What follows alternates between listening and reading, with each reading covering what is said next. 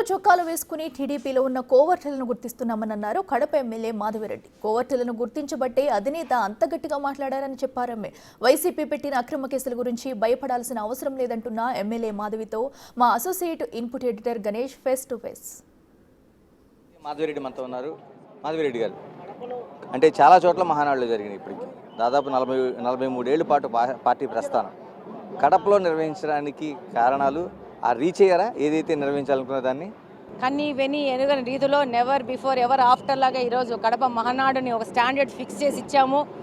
కడపలోన మహానాడు అనుకున్న వాళ్ళకందరికీ ఒక సర్ప్రైజ్ గిఫ్ట్ ఇచ్చాము. పెద్ద ఎత్తున ప్రతినిధుల మహాసభ జరగచ్చు. ఒక కుర్చీ ఖాళీ లేకుండా ప్రాంగణం బయట కూడా వందల మంది కార్యకర్తలు ఉన్నారు. చక్కగా తిన్నారు, ఎంజాయ్ చేశారు. దేవుడు కూడా వరుణుడు కూడా మాతో సపోర్ట్ చేసేసి మాతో పాటు ఆయన కూడా లైట్గా టెంపరేచర్స్ డౌన్ చేసేసి ఒక ఆహ్లాదకరమైన వాతావరణాన్ని మాకు కడపకి ఇచ్చారు. ఇది ఆశ్చర్యకరమైన విషయం. దేవుడు ఆశీస్సులు కూడా తెలుగుదేశం పార్టీకి ఉన్నాయి. ఈ మహానాడు విజయవంతమైంది. ఈ స్టాండర్డ్ సెట్ చేసుకొని రేపు మహానాడు జరుపుకోవాల్సిన అవసరం ఉంది. అంటే మహానాడు అట్టర్ ఫ్లాప్ అయింది. జగన్మోహన్ రెడ్డి దగ్గర నుంచి కింది కేటర్ వరకు అదే చెప్తున్నారు. ఏం సమాధానం చెప్తారు?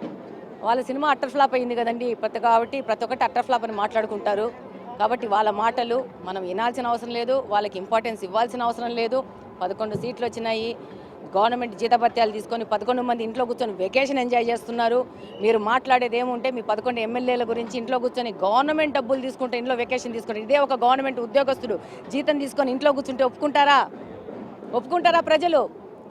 కాబట్టి వాళ్ళని తన్ని తరమాల్సిన అవసరం ఉంది. ఇంట్లో కూర్చున్న వాళ్ళకి జీతాలు తీసుకుంటే ప్రభుత్వ ధనాలు వాడుతారు. ప్రభుత్వం మనం డబ్బులు ట్యాక్సులు కడుతుంటే మనం వాళ్ళకి జీతాలు వస్తున్నాయి. ఈరోజు ఒక్కొక్క ఎమ్మెల్యేకి 2 లక్షల రూపాయలు జీతాలు తీసుకుంటూ అనేక అలవెన్సులు తీసుకుంటూ ఉంటారు. వాళ్ళందరూ దేనికి పోటీ చేశారు? ఇళ్లలో కూర్చోడానికి ఓట్లేశారా జనాలు? నీకు చేత కాకపోతే ఇంట్లో కూర్చో, రిజైన్. మేము పోటీ చేసి గెలిచి మేము ప్రజల కోసం పోరాడతాం. ఇదే ఆయనకి ఇచ్చేది. ఈ యొక్క గొట్టల మాటలు అవసరం లేదు.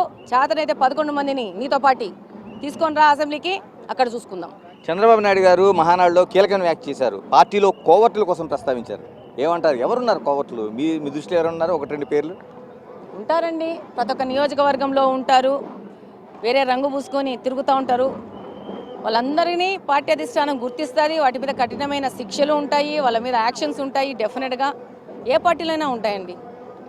కాబట్టి దాని మీద డెఫినెట్గా మనం కఠినంగా పోవాల్సిన అవసరం. అంటే ఎప్పుడూ లేని చంద్రబాబు నాయుడు ఒక జాతీయ హోదాలో అధ్యక్షుడిగా ఉండే స్థానంలో ఒక మహానాడులో ప్రస్తావించారు. ఆయన ఎప్పుడూ లేదు.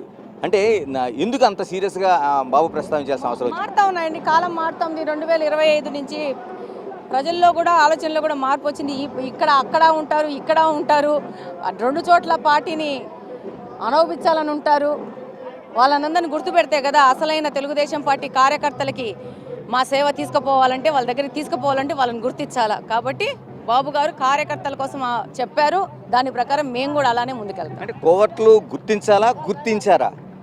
డెఫినెట్గా గుర్తించింటారు కాబట్టి గుర్తిస్తున్నాం అని చెప్పారు. డెఫినెట్గా అంతకుముందు ఇప్పుడు ఓడిపోయిన పార్టీనే వస్తుందని ఊహించిన వాళ్ళు ఈరోజు వెంటనే రంగు మార్చేసుకొని ఎల్లో రంగు పూసుకొని వస్తారు. డెఫినెట్గా ఎక్కడైనా వస్తారు. ప్రజలకి వెయిట్ చేసే శక్తి లేదు. అసలు విపరీతంగా తొందరగా రంగులు మార్చేది శక్తిలో కొంతమంది ఉన్నారు. ఇది నార్మల్, న్యాచురల్.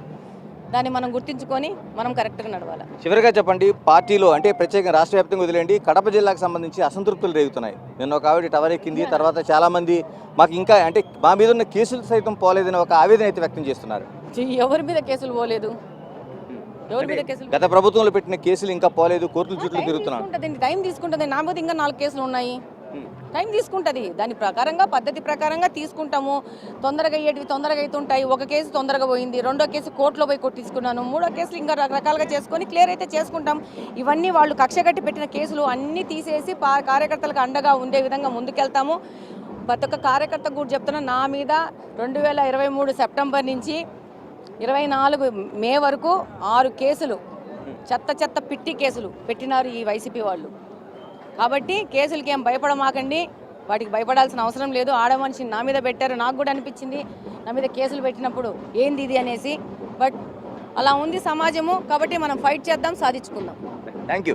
ఇది అంటే టోటల్గా మొత్తం పార్టీ వ్యవస్థ కావచ్చు, లేకపోతే కోవర్టుల వ్యవస్థ కావచ్చు, దీనికోసం మాట్లాడిన సందర్భంలో ఖచ్చితంగా కోవర్టులు ఉన్నారు, అది గుర్తించింది పార్టీ అని చెప్పడంతో పాటు నా పైన కూడా కేసులు ఉన్నాయి.